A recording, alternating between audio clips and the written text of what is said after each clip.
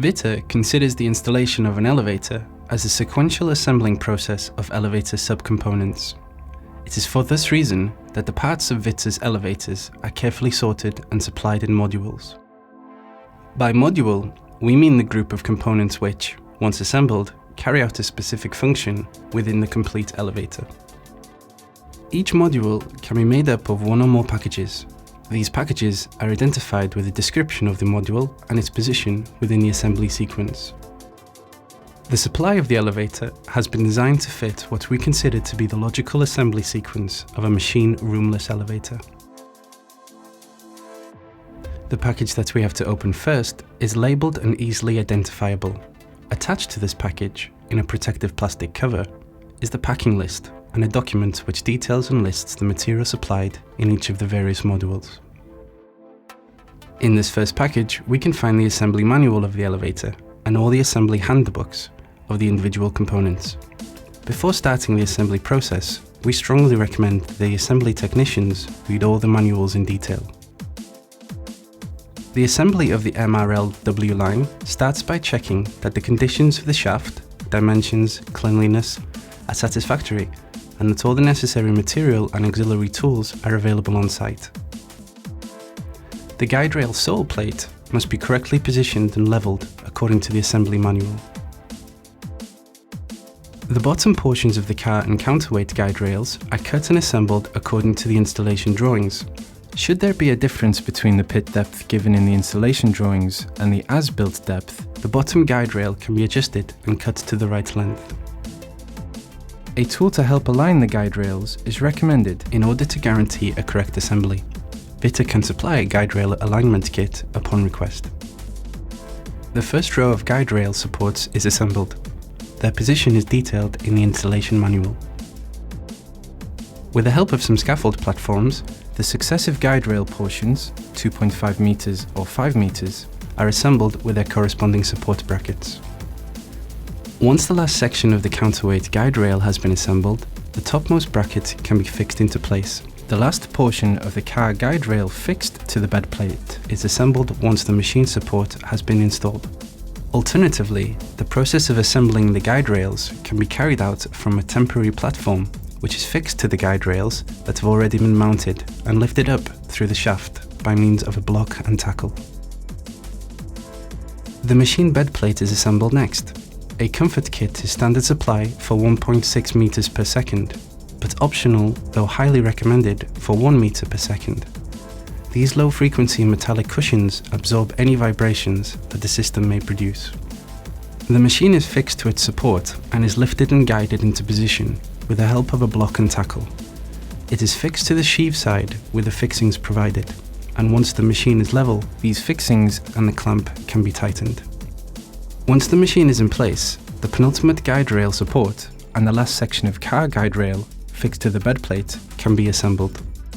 The dead hitch point can now be assembled, followed by the overspeed governor and the slack cable control device, should it be applicable. At this point, all the mechanical elements of the elevator are assembled in the headroom.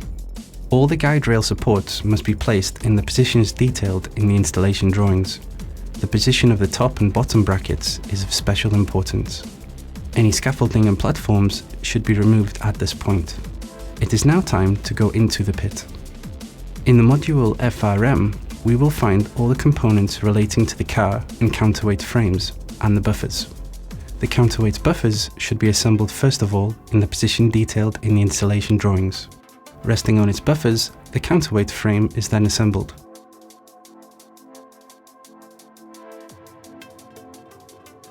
A partial loading of the counterweight should then be carried out, according to the individual assembly requirements of each elevator. The car buffers are assembled next, in the position detailed in the installation drawings. Resting on its buffers and on the car floor, the car frame is assembled. As an optional accessory, Vita offers a temporary protection to protect the car floor whilst the assembly process is taking place. The slings are now correctly assembled and positioned within the shaft and between the guide rails, and it is time to suspend the car slings in order to assemble the traction ropes. All the necessary material is applied in the module ROP. The machine should previously have been connected to the power with the encoder cable. The car sling is then lifted with a block and tackle to the highest floor that allows the floor of the car to lie flush with the landing FFL. Its position is maintained by means of the car frame locking kit.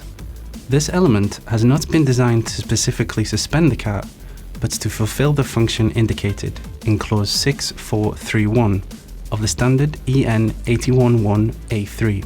For the assembling of the traction ropes, please follow the instructions detailed in the elevator's installation manual. Repeat the process as many times as needed. A rope clasp guarantees the correct alignment of the ropes as they are fed into the grooves of the sheave.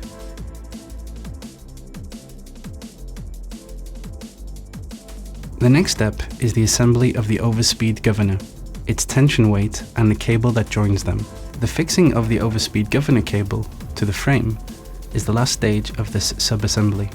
At this stage, the elevator can be used as an elevating platform with the use of an assembly operating panel. The elevator must be handled with great care during these journeys. With the help of the elevating platform, the landing doors are assembled. Before starting the assembly of the car, it is essential to mechanically block the car frame and to remove the floor protection should it have been used.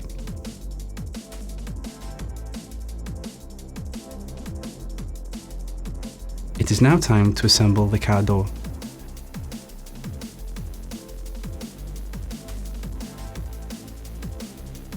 The pit components can now be put into place. The counterweight screen is fixed to the guide rails, and should it be applicable, the pit ladder is fixed inside the pit. From this point onwards, the electrical elements can be assembled. The MRL-W line controller, with its plug-and-play concept, is probably one of the market's most easy and intuitive controllers to install. It is delivered perfectly packed and identified in 4 packages: power and control, pre-assembled electrical installation of the shaft, electrical elements of the car, and the controller cabinet. In each of these packages there are various assembly kits, each one accompanied by a description of its contents and an assembly manual, numbered according to the assembly sequence. The controller cabinet, with its reduced dimensions, is placed neatly in front of the frame of the landing door located on the last floor. The simplicity of the controller does not reflect its features. The MRL-W line controller can be supplied also according to other standards, such as EN 8170 and EN 8173. Upon request, it can also be adapted to the EN 8171 and EN 8172. Our pre-assembled electrical installation uses the CON-box system, which greatly reduces the assembly time, guarantees the quality of the CAN bus signals, and sets us apart from our competitors. The flat cable is manufactured with highly resistant and durable materials, which guarantee an optimal protection of the low-frequency CAN bus signals.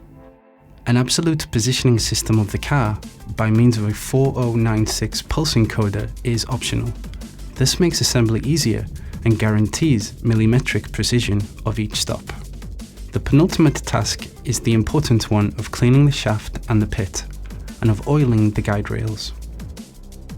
Finally, before the lift can be put into service, the MRL-W line must be submitted to a series of tests, according to Annex D of the EN 811A3, in order to ensure the perfect functionality and safety of the lift. VITA supplies a specific document which guides the assembly technician through all the steps that must be carried out. VITA has been issued by IONOR a conformity certificate, confirming the implementation and maintenance of a quality assurance system for the design, manufacturing, and final testing of elevators, and certifying that it complies with the requirements of Annex 1 of the Lift Directive 95/16/EC. This means that any assembly company with a quality assurance system compliant with the Annexes 12 Module E or 14 Module D of the Lift Directive 95/16/EC can put the lift into service and certify it accordingly. VITA can also supply the necessary documentation, allowing any assembly company without a quality assurance certificate the possibility of certifying the elevator through an external notified body according to Annex 6